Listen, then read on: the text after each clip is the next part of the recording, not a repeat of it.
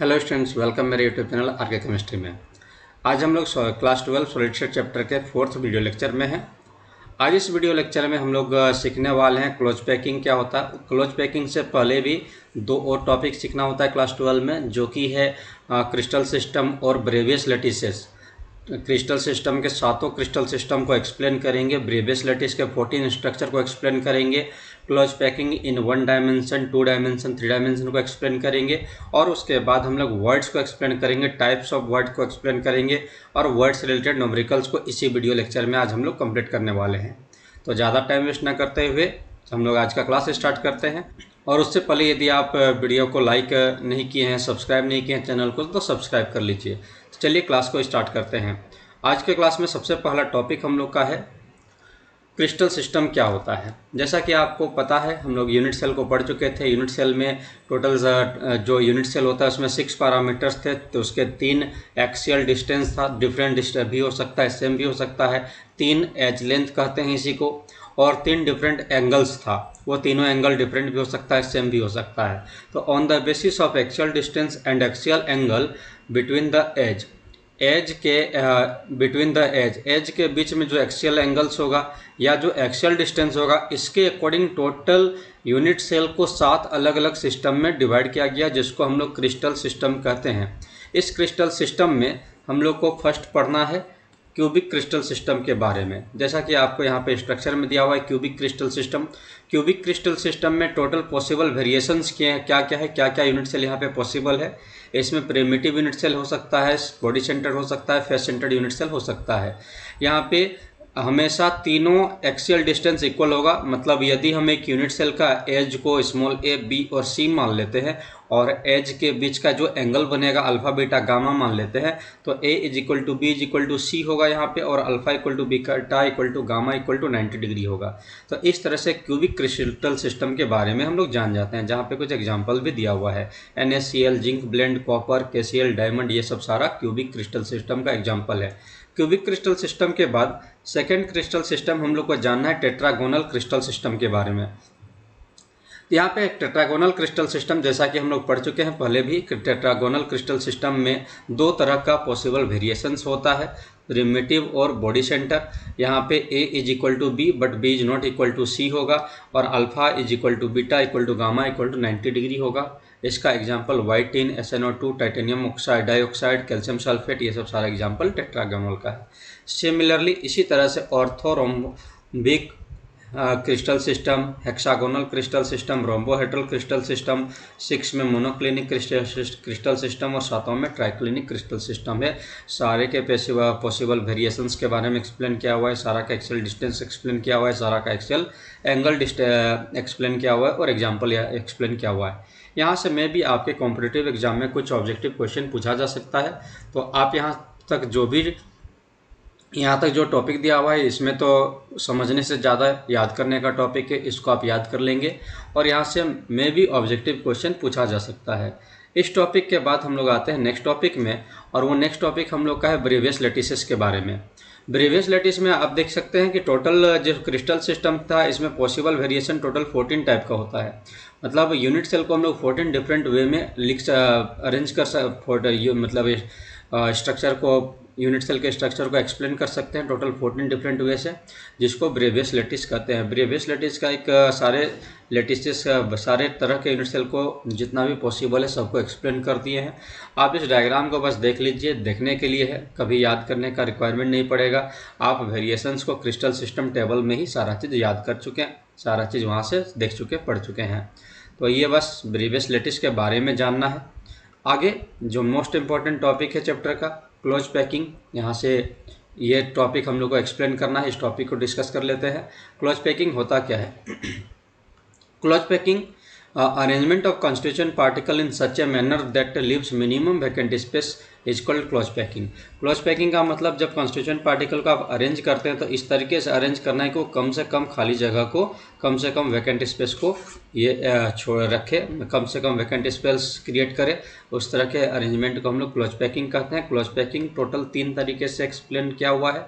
Close packing in 1 dimension, close packing in 2 dimension और close packing in 3 dimension. 1 dimension, 2 dimension और 3 dimension close packing होता है। तीन तरह के क्लोज पैकिंग को हम लोग वन बाय वन एक्सप्लेन करेंगे और यहाँ पे एक कोऑर्डिनेशन नंबर नाम का टॉपिक आएगा। कोऑर्डिनेशन नंबर हर तरह के क्लोज पैकिंग में जानना होता है। कोऑर्डिनेशन नंबर क्या होता है, जैसे मान लीजिए एक अरेंजमेंट इस तरह से आपके सामने रखे हुए हैं, तो बीच वाले एटम्स को देखिए, इस बीच वाले एटम से कितना एटम टोटल सटा हुआ है, टोटल इससे इसके नेबरिंग एटम्स के नंबर को कोऑर्डिनेशन नंबर कहते हैं। तो इसका नेबरिंग एटम कितना है, 1 2 3 4, तो इस तरह का स्ट्रक्चर के लिए कोऑर्डिनेशन नंबर 4 हुआ। तो कोऑर्डिनेशन नंबर हर तरह के क्लोज पैकिंग में हम लोग सीखेंगे। चलिए आगे बढ़ते हैं।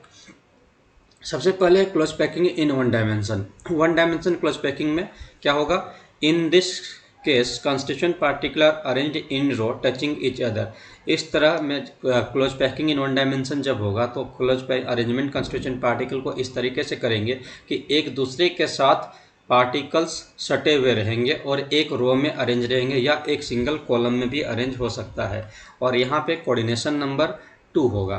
कोऑर्डिनेशन नंबर 2 कैसे हुआ, इसको यदि आप जानना चाहते हैं तो आप इस वाले एटम को देखिए, इस वाले एटम्स को या पार्टिकल को देखिए।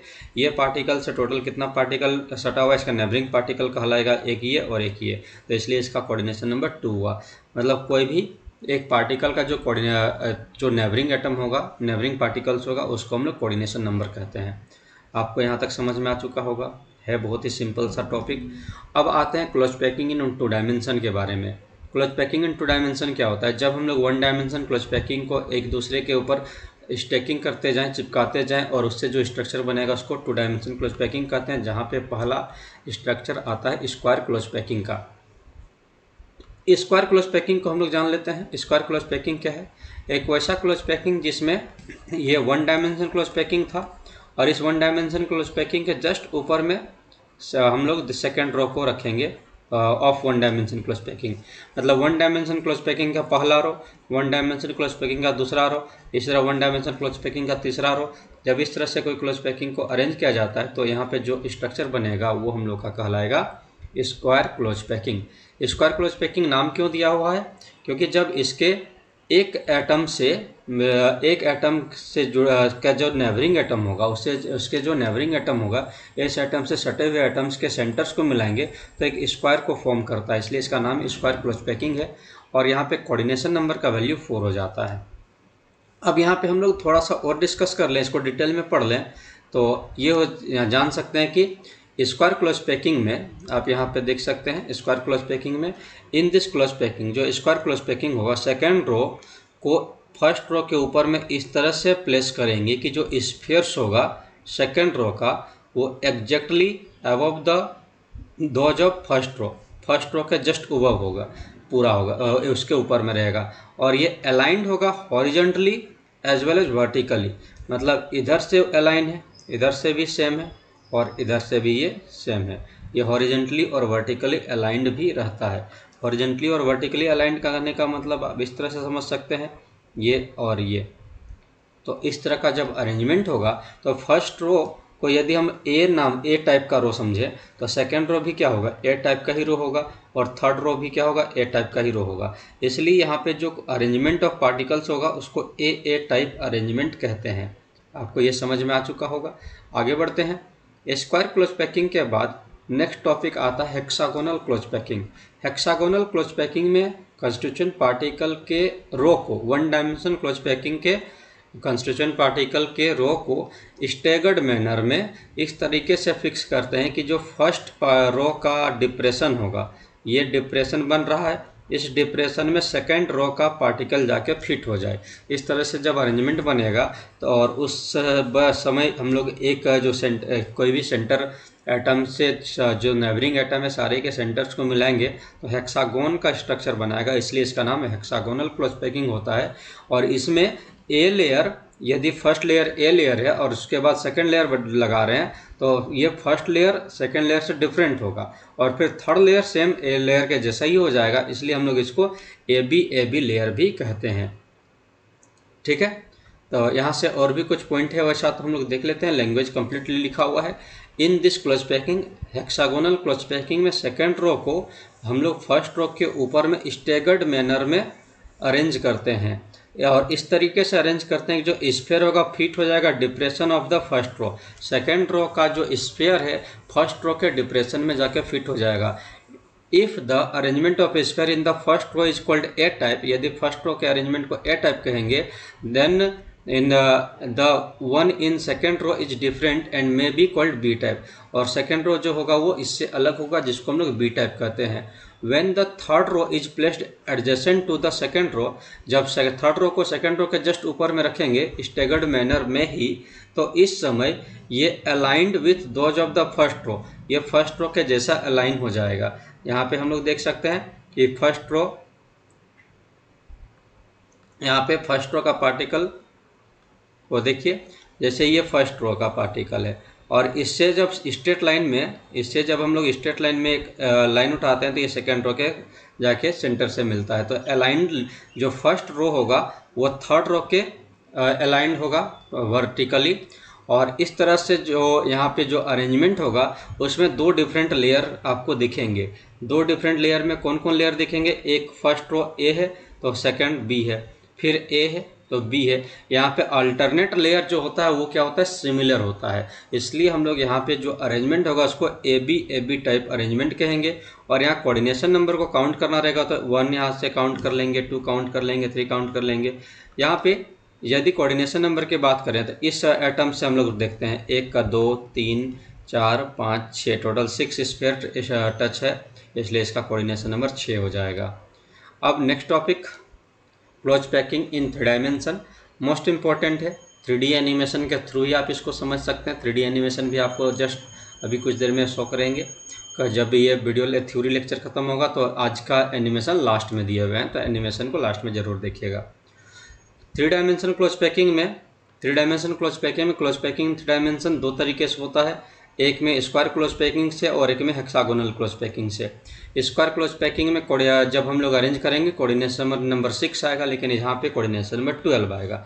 अब ये जो हेक्सागोनल क्लोज पैकिंग से है, यहाँ पे भी दो तरीके से करते हैं, placing second layer over the first layer, second layer को फर्स्ट लेयर के ऊपर में रख सकते हैं, placing third layer over the second layer. और placing third layer over the second layer में दो तरह से हो सकता है, covering tetrahedral void, covering octahedral void. इसको हम लोग एक्सप्लेन करेंगे 3D एनिमेशन में, जो कुछ देर में एक्सप्लेन करते हैं। उससे पहले हम लोग 1 बाय 1 एक्सप्लेन करते चलते हैं। क्लोज पैकिंग इन 3 डायमेंशन, जब 3 डायमेंशन क्लोज पैकिंग की बात करेंगे तो क्लोज पैकिंग 3 डायमेंशन जो होगा, it is formed by stacking of the layer of 2 dimension arrangement. 2 dimension arrangement को जब एक दूसरे पे स्टैक करते जाएंगे तो 3 डायमेंशन अरेंजमेंट बनाएगा।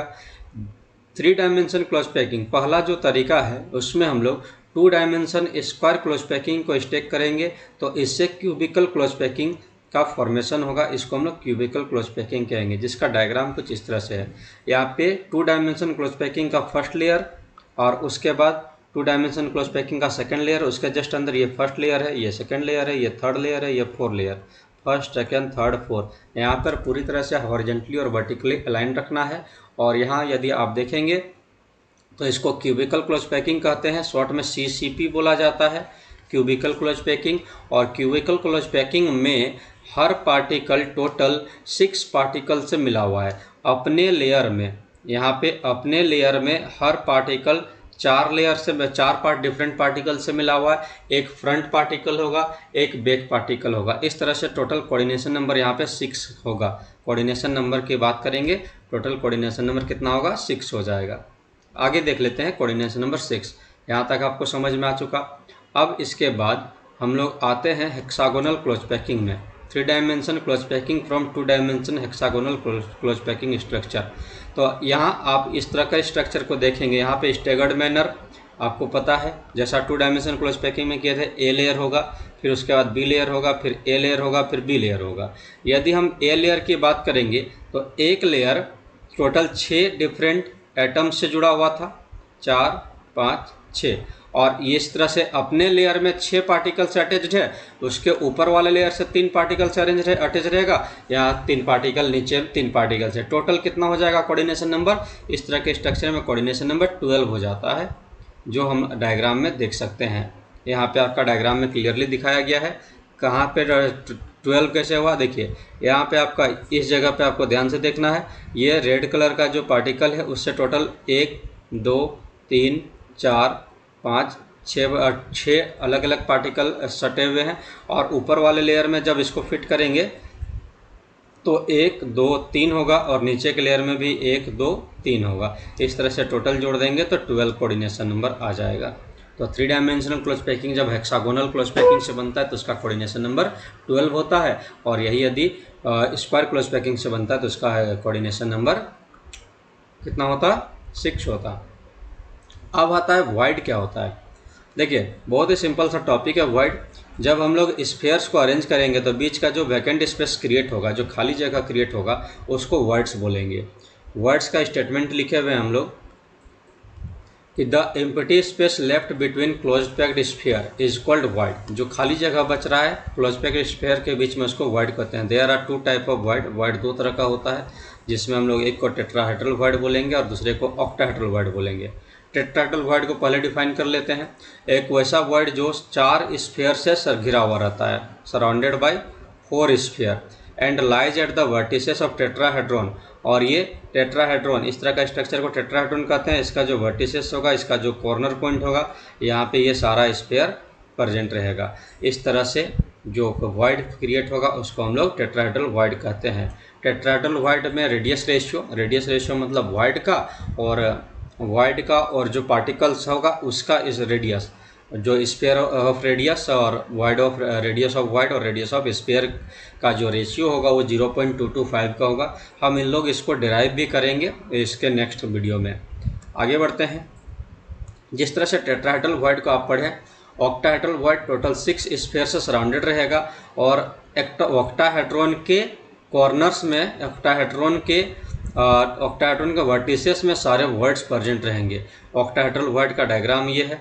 यहाँ पे जो वॉइड बन रहा है ये वॉइड, ये आपका ऑक्टाहेड्रल वॉइड है। यहाँ से ऑक्टाहेड्रल वॉइड है और ऑक्टाहेड्रल वॉइड में हम लोग देख सकते हैं कि टोटल वो 6 लेयर से घिरा हुआ है। और ये जो स्ट्रक्चर बन रहा है ये ऑक्टाहेड्रॉन स्ट्रक्चर है। अब यहाँ पे जो रेडियस रेशियो होगा वॉइड और स्फीयर के बीच में वो 0.414 का होगा। हम लोग इसको भी डिराइव करेंगे। एक काफ़ी इम्पोर्टेंट कॉन्सेप्ट है, यहाँ से न्यूमेरिकल सॉल्व करना है हम लोग को। यदि नंबर ऑफ स्फीयर, यदि हम लोग स्फीयर को x मान लेते हैं, नंबर ऑफ स्फीयर को x मान लेते हैं, तो जो ऑक्टाहेड्रल वॉइड होगा वो स्फीयर के बराबर होगा। ऑक्टाहेड्रल वॉइड का नंबर भी x होगा और जो टेट्राहेड्रल वॉइड होगा वो 2x हो जाएगा। मतलब स्फीयर यदि 10 है तो ऑक्टाहेड्रल वॉइड भी 10 होगा, बट टेट्राहेड्रल वॉइड 20 हो जाएगा। इससे रिलेटेड हम लोग क्वेश्चन को सॉल्व करते हैं। यहाँ से न्यूमेरिकल बनाया जाता है। डायग्राम ऑक्टाहेड्रल वॉइड और टेट्राहेड्रल वॉइड को यहाँ पे जो T रिप्रेजेंट किए हुए हैं वो T सारा टेट्राहेड्रल वॉइड है और O रिप्रेजेंट किए हुए हैं वो सारा ऑक्टाहेड्रल वॉइड है। नेक्स्ट न्यूमेरिकल है। ए compound is form by 2 element M and N। एक कंपाउंड 2 एलिमेंट M और N के मिलने से बना हुआ है, CCP बना रहा है। तो यहाँ पे 2 तरीके से इस न्यूमेरिकल को सॉल्व कर सकते हैं। पहला न्यूमेरिकल को सॉल्व करने के लिए हम लोग क्या करें कि नंबर ऑफ M एटम को मान लीजिए, लेट द एलिमेंट N, पहले हम लोग कर लेते हैं let number of N atom के नंबर को x मान लिया जाए और M occupy 1/3 of tetrahedral void. यदि एटम नंबर x है तो total tetrahedral void, number of tetrahedral void क्या हो जाएगा, नंबर ऑफ टेट्राहेड्रल वॉइड हो जाएगा 2x। डबल ऑक्टाहेड्रल होता तो सेम होता। तो यहाँ पे नंबर ऑफ M एटम निकालना है। M एटम निकालने के लिए क्या करेंगे, 1/3 of all tetrahedral void, 1/3 multiply 2x, तो ये हो जाएगा आपका 2x/3। तो यहाँ से M/n को हम लोग फाइंड कर लेंगे। M/n मतलब 2/3, x/x, तो ये x और x कट जाएगा, 2/3 हो जाएगा। फॉर्मूला फाइंड हो गया क्या, M2n3 के फॉर्म में। सेम फॉर्मूला के अकॉर्डिंग आपका सॉल्यूशन किया हुआ है और आप यहाँ से समझ सकते हैं जैसा एक्सप्लेन किए। हम यहाँ पे थोड़ा सा दूसरा तरीके से बनाए हुए हैं। CCP close packing F centre को दिखाता है, इसलिए यहाँ पे वैल्यू को 4 मान लिए हैं। आप 4 भी मान सकते हैं, x भी मान सकते हैं, ये हमारा कॉन्सेप्ट होता है। अब इसके अकॉर्डिंग यदि हम 4 मान चुके हैं तो नंबर ऑफ टेट्राहेड्रल वॉइड कितना हो जाएगा, 8। तो यहाँ नंबर ऑफ M एटम निकाल दिया, 1/3 ऑफ 2x, मतलब 1/3 इंटू 2 इंटू 4, x का वैल्यू 4 आ रहा है, तो 8/3 हो गया। 8/3 सेम है, यदि आप x मान के बना सकते हैं या 4 मान के बना सकते हैं। तो यहाँ तक आप लोग क्लास को देख लिया। क्लास थोड़ा सा फास्ट जा रहा है, समय बचाना है, और ये सब थ्योरी टॉपिक है, इसको जितना जल्दी ख़त्म कर लें उतना अच्छा, ताकि आगे हम लोग डेरिवेशन और न्यूमेरिकल टॉपिक पे ज़्यादा से ज़्यादा ध्यान दे सकते हैं। तो ठीक है, थैंक यू, मिलते हैं नेक्स्ट क्लास में।